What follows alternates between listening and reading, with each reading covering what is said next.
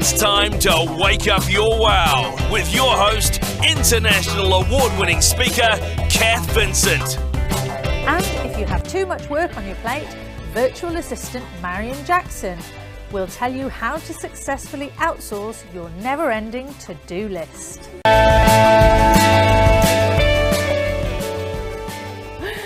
Oh my God, I am still completely hyped. And I'm so excited that you're here, Marion. Marion, my virtual assistant. So tell me, what is a virtual assistant and how can that help get rid of your baggage? Okay. So a virtual assistant offers business support online. It's kind of like having a personal assistant. But they're not in your office. So they can pretty much do everything a personal assistant can do apart from the filing and making the coffee. Yeah. And this is more common now with the age of technology, isn't it? Well, that's right. A virtual assistant works from their home and they can work with anyone throughout the world or New Zealand. Yeah. So you've had clients overseas, obviously. What kind of places are you working with? I can work with people throughout New Zealand. I've got clients in Australia, the UK, Fiji and Switzerland. So you're really like going to Fiji without going there. That's right, that's right. So that's nice that you can actually go all around the world without even leaving your home. Thanks for coming here.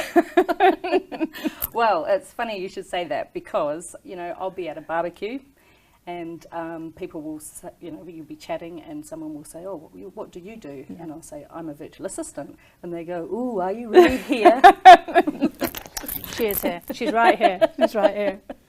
So what kinds of organisations now typically hire a virtual assistant rather than a real person that comes into their office?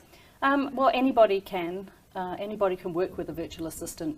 I have clients that are authors, interior designers, builders, inventors, TV celebrities, So long as you need business support, as long as you want some business support, you can work with a virtual assistant. Yeah, brilliant. And actually a lot of people, I think, in the past would have thought that they couldn't afford to hire a person, and all the stuff that goes with that.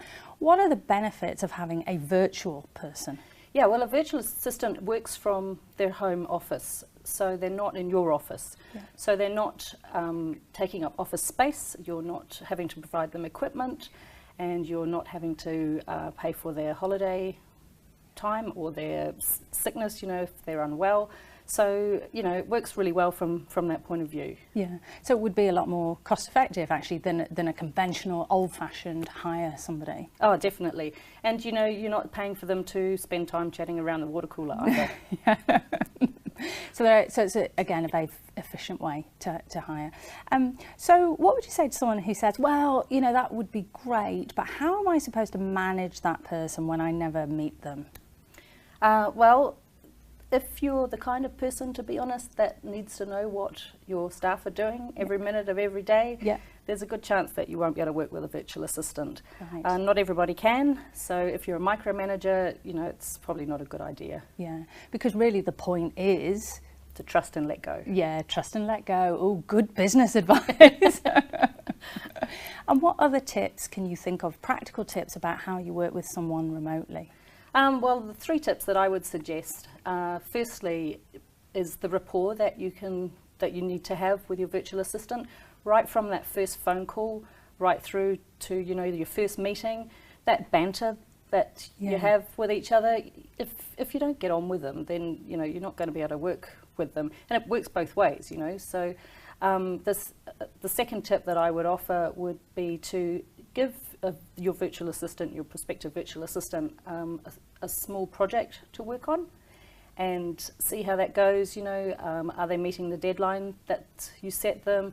And really the quality of work, and again the communication, did they keep you informed with the project? So try a small project first and check that goes well. Yep. That's good advice. And the third tip really is let them take care of the details, let go, and see how it goes. Yeah, that might be the trickiest bit for a lot of people, wouldn't it? That's right. So consider it part of your professional development to be able to let go. Thanks for those fabulous tips, Marion. Thank you, Cath. Thank you. My thanks to all my special guests, to Jason, to Den, to Marion, to Nicola and our very own Jessie Wild. And until next time, don't wait. to wake up your wow.